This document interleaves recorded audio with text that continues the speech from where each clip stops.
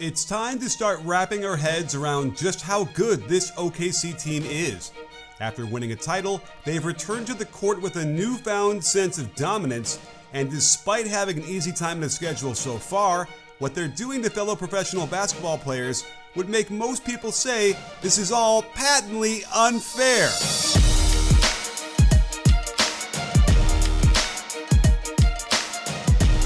Why is all this so unfair? The defending champs found a second rounder who couldn't make their full-time roster last year and turned him into their third best player. But before we get into the details of Ajay Mitchell's game, and trust me, you're going to want to discover more about him, we have to focus on the thing that's embarrassed their opponents the most: defense. Currently, they lead the league in steals per 48 minutes, and it's their stifling physical pressure they put on teams that has resulted in the lowest defensive rating we've seen in 6 years. The first thing you notice is that they routinely pick up in the backcourt to slow the offense down a little. The others will then push up, and look how far from the basket the Lakers are forced to begin their offense. This catch would normally be at the three-point line, but instead, they're running it from the logo 9 feet farther. On the pin down, check how Caruso jumps towards the inside first to lure the screener in that direction, giving him more room to get around it as Luka cuts by. Since the play call is for Luka to get the ball, Vanderbilt tries to force it even though Luka is not open. All OKC defenders constantly try deflecting passes, and their aggressive pursuit of the ball leads to tons of steals. Here's another example of that constant swiping where no ball handler is safe, and I love the reaction here as OKC is a never-ending source of frustration for their opponents. A really interesting pattern I uncovered about their half-court defense is how they load up to the ball on wing drives towards the baseline. Watch how early Isaiah Joe ignores his man in the weak side corner to get into position to help. SGA also helps to the ball with Isaiah Hartenstein showing a complete wall to Ja, smothering him into a bad turnover when he tried a no-look pass to the corner. First, watch how bouncy Caruso is on the weak side, ready to pounce in a split second. Then, as Russ uses the step-up screen to drive towards the baseline, 3 players converge on the pass to the roll man, and no team is as aggressive at ripping balls from the offense as OKC is. Their weak side rotations are always on point as Hartenstein rotates over with time to spare, and Joe is ready to X out to either the wing or the corner, and then aggressively reads the in-air pass to deflect it, and Wallace is all over it for another of his league-leading steals. Here's another wing drive towards the hoop that gets completely smothered with great pursuit from SGA, help off the non-shooter in the corner, help from the lowest weak side defender protecting the rim, and Ajay Mitchell luring the steal by showing to the cutter before jumping to the passing lane to the corner. It's almost like they want to lure the drive into the help at the block where SGA can protect the rim and Mitchell can get to the corner, but the angles have been taken away. Here's another drive from the side that draws 2 defenders to the ball. The weak side help digs down to take away that pass, and there is simply too much length out there for offenses to handle. I feel like we need to address the biggest complaint that non-Thunder fans have had for a while, what they perceive as constant fouling by the defense. The problem is, these guys play exactly the way a good defensive coach would teach their players to defend. They do a great job showing their chest to the ball handler and pressuring while retreating with their hands up, all of which helps to ensure they're in legal guarding position. Remember, a lot of contact is legal if the defender is in this position, and no team gets their players to find it more often than the Thunder. This little edit from the Thunder account got people upset, saying it's a perfect example of their fouling. But this just demonstrates a lack of understanding of the NBA rules. If the defender cleanly makes contact with the ball and knocks it loose, any subsequent contact can be deemed incidental, which is what happens here as Wallace sneaks in there cleanly to get the ball, and then in the fight for it as it's loose, all this contact is permissible.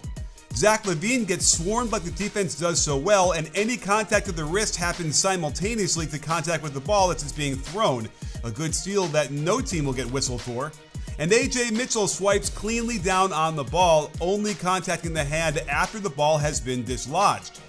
Just another example of where the crowd would scream bloody murder, but a properly trained referee realizes that Caruso dislodges the ball cleanly a fraction of a second before the contact with the body, making this clean before Mitchell demonstrates again how good they are at just ripping the ball away from their opponents. Do they get away with stuff? Sure, someone like Lou Dort pushes the limits and sneaks in plenty of little holds and bumps, which takes a toll over the course of the game both physically and mentally. They definitely lead the league in the amount of times their opponents throw up their arms after taking a shot and not getting a whistle. But I recommend other teams play like this. There's no reason I can see why the other 29 teams wouldn't get a similar whistle on what is clearly good, hard-nosed defense that doesn't typically get played like this in the regular season. They put the offense in a constant state of fear that they'll turn it over, using their reach-around steal attempt to their advantage, knowing if they don't get it, they've got teammates covering for them. Then watch how excellent their rotations are on the drives to the baseline. The lowest man rotates over, the farthest man slides down, and there's another reach around for a steal. And now it's time to show you why it's really unfair for the OKC Thunder, and that's due to the play of Ajay Mitchell. He looked good in his limited minutes last year, so real Thunder fans already knew about what he was capable of. First off, OKC plays really good 5-out offense, like this set that starts with get action into keep, then zoom action with a pin down into handoff, flowing into a pin down for Chet. And if all that is contained, then they've been turning to Mitchell to be the man at the end of the shot clock to create something off the dribble. The delay dribble gets him into the lane, and driving to the right means his left hip and elbow are already aligned to the hoop for this nice pull-up midi. They're not shy about letting him run the show at the end of the third when SGA is taking a rest, and he can string together some nasty individual moves like this tween, cross, behind, cross, quick pull for an and one that looks an awful lot like a certain someone that might be his teammate. I just can't get over how aggressive and unintimidated he looks out there, making decisions like he's a grizzled 10-year vet. And you can make the same kind of decisions for opportunities to win money with Prize Picks, where all you have to do is pick more or less in a variety of categories for a ton of different sports. It's the only app that offers stacks, where you can pick the same player up to 3 times in the same lineup. I went a little crazy with my picks for tonight, sports fans, as I've got a Flex Friday, and that could boost the payout by 40%. I'm thinking Mathurin might struggle against the Cavs defense, while Şengün will be inspired by this great matchup of the Rockets versus Nuggets. Let's throw in big games from Jaylen Brown and Steph Curry against some bad defenses, and let's have some fun. Follow me on the app so you can just copy my lineups, something you'll benefit from during basketball season. Best of all, download the Prize Picks app today and use code CLNS to get $50 in lineups after you play your first $5 lineup. That's code CLNS to get $50 in lineups after you play your first $5 lineup. Prize Picks, it's good to be right.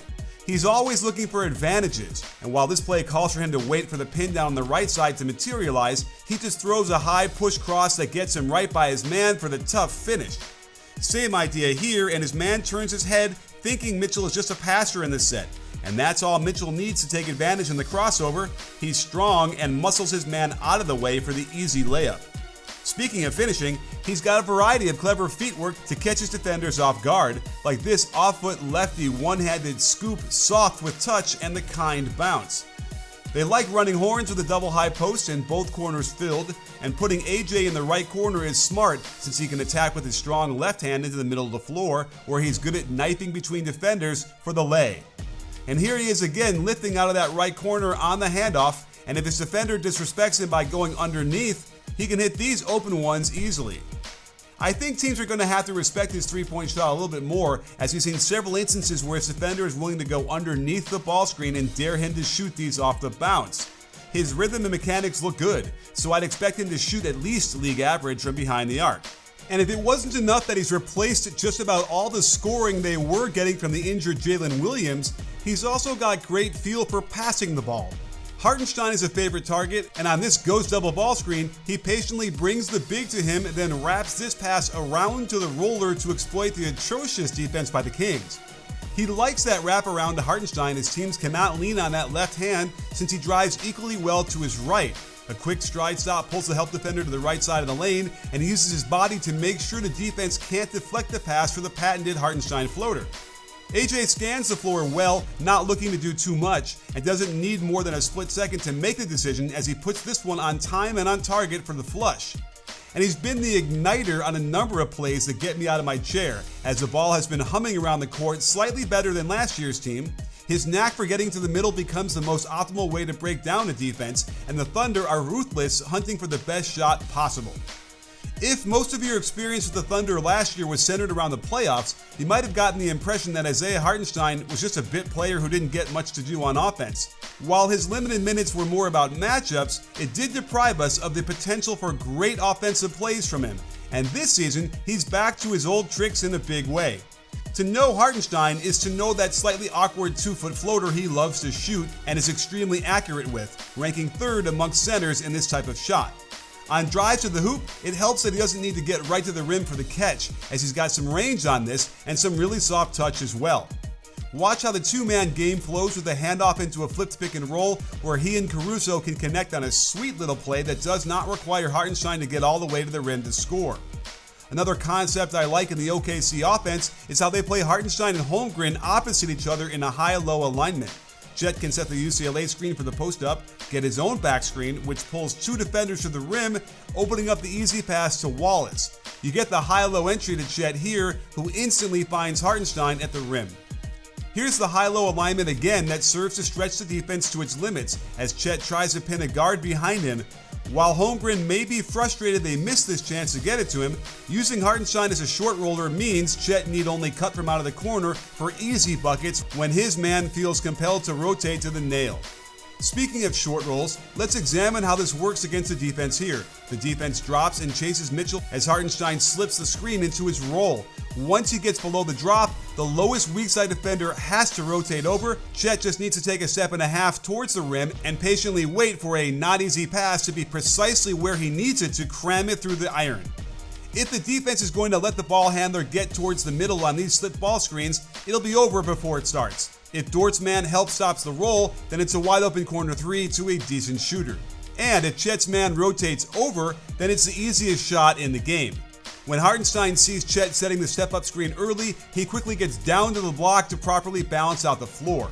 They're still utilizing high-low principles as they feed the low post and Chet starts at the nail before heading to the front of the rim, catching Steven Adams trying to guard 2 very tall players at once. But that isn't even what I like best about his game. It's his passing from the high post that takes it to another level. They could run their entire offense through his elbow touches and get high-quality shots from the split cuts where the defense gets so concerned with the cutter, they forget it's the screener who's most dangerous. The wraparound cut leads to all sorts of beautiful basketball as the defender thinks his job is over if the handoff isn't executed at the three-point line. And they rip a page out of the triangle offense with the keep on the pinch post action to the wing, and then the perfect backdoor cut, backdoor bounce pass that leads to the layup. This doesn't even have to be the primary action in their offense, as he starts by screening away and then flashes to take advantage of the denial defense.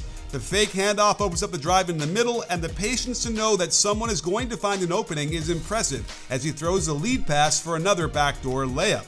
And it's not just the high post where he can operate as a facilitator. Here's the Warriors low post split run with SGA as a screener, with Isaiah and AJ completely on the same page for a fourth quarter bucket. So there you have it, sports fans. The Thunder are combining impeccable defensive pressure, rotations, and yes, physicality to create an all-time situation where we've never seen a bigger distance between number 1 and number 2 in defensive rating, as they hang their hat on shutting modern offenses down.